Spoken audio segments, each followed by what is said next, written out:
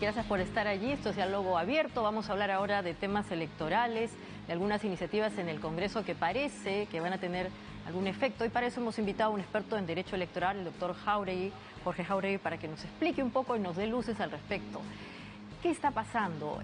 Se habla de que el Congreso tendría la intención de ejercer control político en el sistema electoral y aparece la palabra juicio político. ¿Qué cosa es eso, doctor? A ver, ilumínenos. Correcto, Maite. En principio, buenas noches. Un placer, encantado. Gracias por la invitación.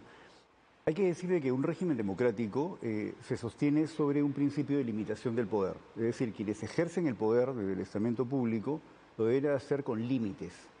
Esto implica que el sistema del Estado, la estructura del Estado, separa las funciones y contrapesa los poderes para evitar que algún grupo social tiranice al conjunto de la sociedad desde el Estado. Es un poco la teoría de la democracia liberal básica.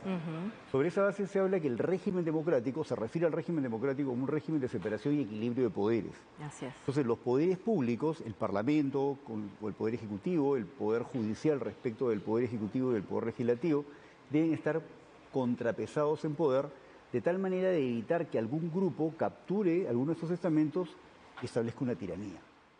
Sobre esta base, entonces, los mecanismos que tiene el Parlamento para controlar en el Perú, el Parlamento tiene un amplio abanico de mecanismos de control político.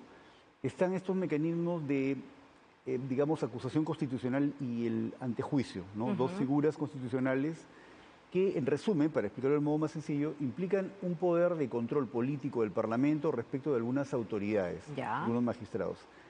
Deliberadamente en la Constitución del 93, que es una Constitución que tiene vocación democrática, hay que decirlo, basta revisar el artículo 1, 2 y 3, perfectamente democrática, se excluye a las autoridades electorales de este mecanismo de, digamos, de juicio y de control político parlamentario, ¿no? Porque justamente las autoridades electorales son como los árbitros que organizan y administran los procesos electorales. Entonces, la única forma efectiva de garantizar unas elecciones democráticas, es decir, unas elecciones limpias, justas, libres, competitivas, es estableciendo condiciones para que quienes organizan los procesos electorales y administran la justicia electoral estén exentos de un control político partidario que es el que establece el Parlamento. Claro, porque además es curioso, ¿no? Porque los congresistas provienen de partidos políticos. Y los partidos políticos son partes interesadas frente a los organismos electorales. Entonces es una situación medio extraña porque ¿cómo van a ejercer este control siendo parte interesada? Absolutamente.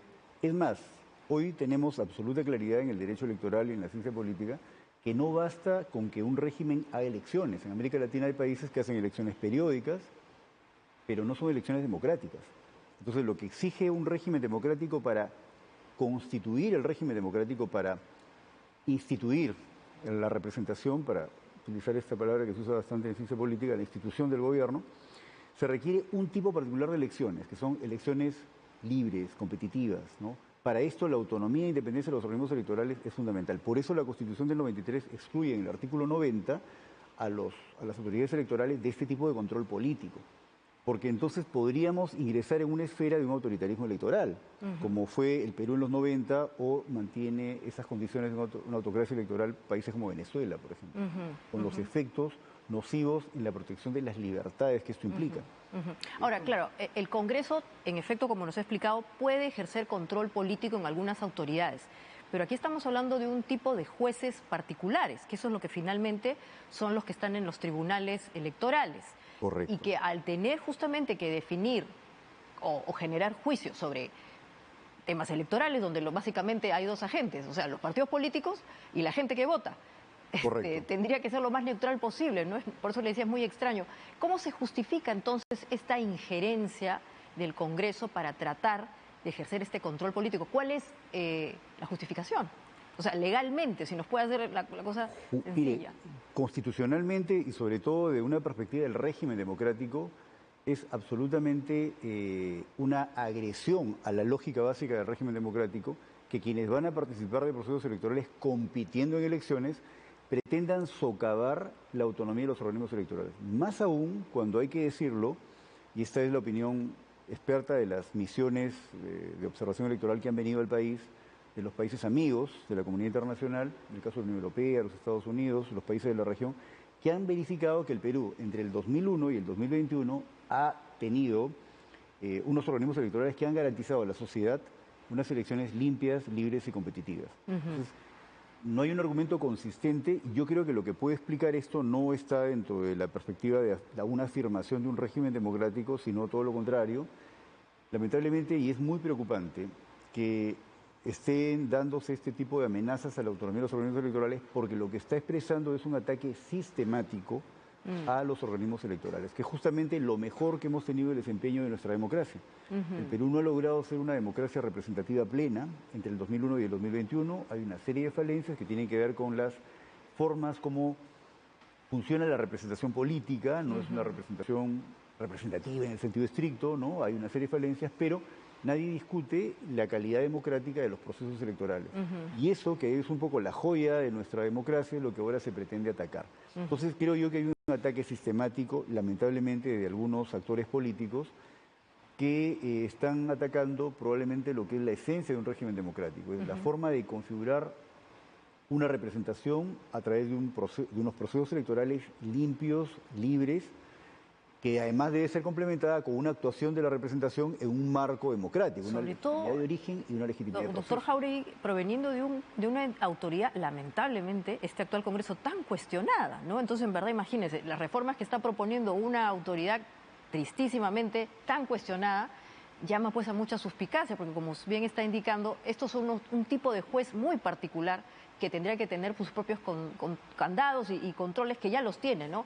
Ahora, en este avance, y la palabra sistemática es bastante importante cuando usted la menciona, hoy, ¿qué ha pasado en el Congreso? Hoy se ha hecho una modificación, me parece, al título preliminar de una ley, o sea, más o menos como orientando. ¿Eso qué significa? Orientando la actuación de las entidades electorales. ¿Eso qué cosa implica? Correcto. Bueno, en principio hay que decir que hay varios cuerpos normativos que establecen principios, ¿no? A nivel del derecho administrativo, la Ley General del Procedimiento Administrativo establece principios. Es más, el texto constitucional, que no es una ley orgánica, establece unos principios de la Administración de Justicia, pero en este contexto en el cual algunos actores políticos han desarrollado una narrativa de un fraude contra la opinión experta de las misiones de observación electoral, que son socios importantes del Perú para la afirmación de un régimen democrático y protección de libertades. Se han formado comisiones en el Parlamento para investigar un fraude sin ningún argumento coherente y consistente. Se está, pretendiendo socavar la autonomía de los organismos electorales y establecer en ese contexto unos principios, ¿no? Sí, pues parece sintomático de una voluntad de cercar a los organismos electorales. Lo que es importante decir es que el verdadero acto de creación del derecho, ¿no? No es solamente en el ámbito legislativo, es decir, el legislador no es solamente legislador en sentido estricto, sino que cada vez que los jueces de la República, los jueces electorales son eso, los magistrados electorales, aplican el derecho al caso concreto, crean derecho. Entonces, hay que respetar la independencia del Poder Judicial. Si queremos vivir en una democracia, no hay que solamente hablar de democracia, sino hay que tener una firme convicción para respetar la separación de poderes, la autonomía de los jueces de la República, sean electorales, sean de la justicia ordinaria, porque solamente en esas condiciones es que podemos preservar libertades fundamentales. Si no, de repente hoy no nos afecta directamente, pero cuando se empieza en una tónica de afectación de libertades, pronto nos va a afectar a nosotros como personas también. Claro. O sea, que eso hay que tener esa conciencia democrática ciudadana muy clara, ¿no? Entonces yo creo que es muy lamentable. Hay además un contexto de actos de violencia, hay que decirlo, contra la persona del jefe de la OMPE, el presidente del Jurado Nacional de Elecciones, expresidentes que han sido objeto de violencia también. Entonces vamos entrando en una lógica marcada por desinformación, por actos de violencia y además en la que se pretende, sin ningún tipo de reparo, socavar la independencia de los organismos electorales, y eso es muy preocupante porque son las condiciones que Steve Levitsky, un autor muy interesante sobre estos regímenes autoritarios que se cubren de formas democráticas, que él denomina autoritarismo competitivo, se desarrollan en la contemporaneidad, ¿no? Ahora, una pregunta, ¿no? estos jueces, este sistema electoral que tenemos, tiene sus propios controles, ¿no es cierto?, sus propios candados. Y, Brevemente, ¿cómo funciona eso? ¿Por qué es que tiene que entrar el Congreso a controlar si ya funciona o no ha funcionado? Usted nos ha dicho que sí, pero ¿cuáles son en todo caso? Correcto. Hay dos niveles de control. En principio hay que decir que la Constitución del 93 tiene una virtud interesante, importante, porque establece un conjunto de organismos electorales que justamente incorporan la figura de la separación y equilibrio de poderes. Un organismo electoral, que es el Registro Nacional de Identificación y Estado Civil, se encarga de la elaboración y actualización del cuerpo electoral, eso que se llama el padrón electoral, que luego tiene que autorizar su uso el Jurado Nacional de Elecciones. Hay otro organismo que organiza la elección, y hay que decirlo, organiza impecablemente los procesos electorales, por lo menos en estas últimas 2 décadas, que es la Oficina Nacional de Procesos Electorales. La OMPE. La OMPE. Y hay un tercer organismo que tiene funciones administrativas diversas, pero fundamentalmente tiene una función de fiscalización y jurisdiccional, que es el Jurado Nacional de Elecciones. Ahí hay un primer control y contrapeso, porque no es que un solo organismo tiene todas las funciones, sino que van, digamos, actuando en ámbitos diversos y se van contrapesando.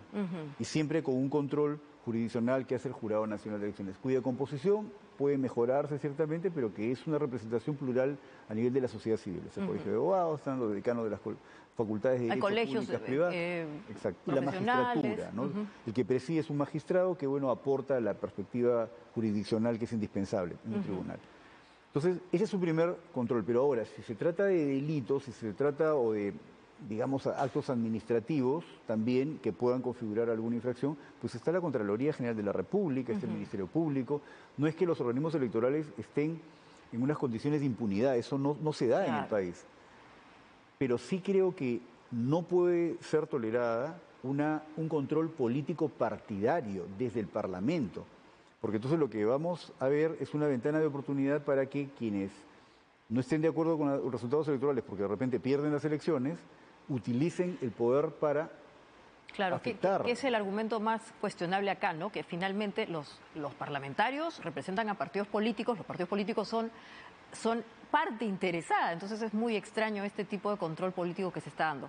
Otra situación particular que también está ahora en la mesa es la inscripción de partidos políticos, ¿no? Hay 2 partidos políticos nuevos que se han inscrito. Uno, bueno, el señor Cateriano está muy bien, está en la fase de tachas, y el expresidente Vizcarra, que parece que lo están cuestionando. ¿Ahí qué está pasando?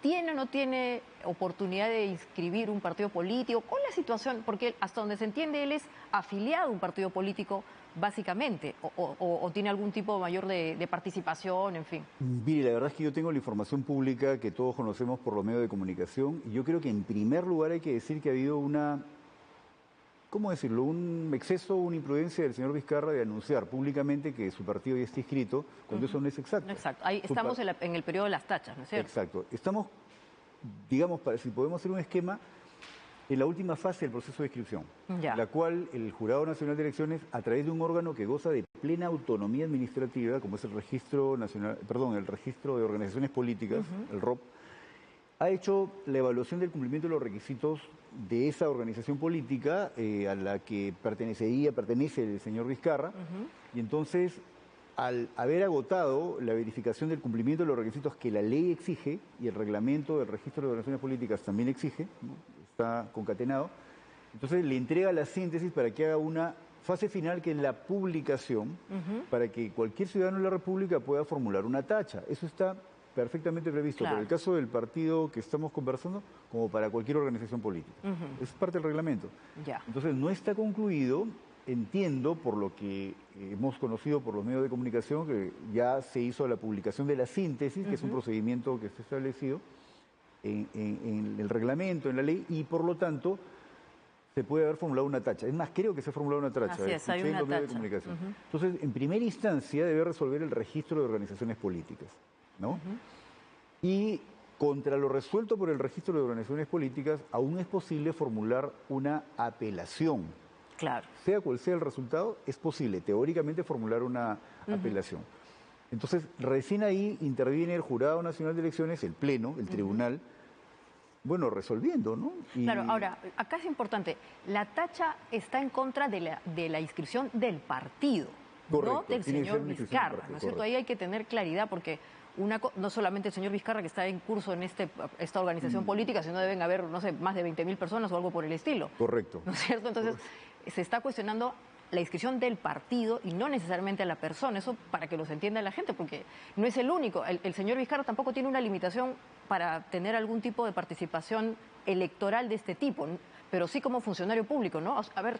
Sí, mire, lo que sucede es que en realidad hay que distinguir, como usted bien lo señala, el procedimiento de inscripción de la organización política respecto de los impedimentos particulares que puede tener el señor Vizcarra. Claro. El señor Vizcarra ha sido inhabilitado en un mecanismo de control político, porque ese es un mecanismo político, no tiene una sentencia aún, ¿no? Y eso es importante tenerlo en cuenta, ¿no? O sea, es importante tener en cuenta que no tiene sentencia. Entonces, sobre esa base está impedido de ejercer, digamos, función pública. Hay una decisión respecto al señor Fujimori del Tribunal Constitucional del año 2005 que establece que ciertamente en el caso del señor Fujimori esa inhabilitación implica la imposibilidad de ser parte de un partido político y tal.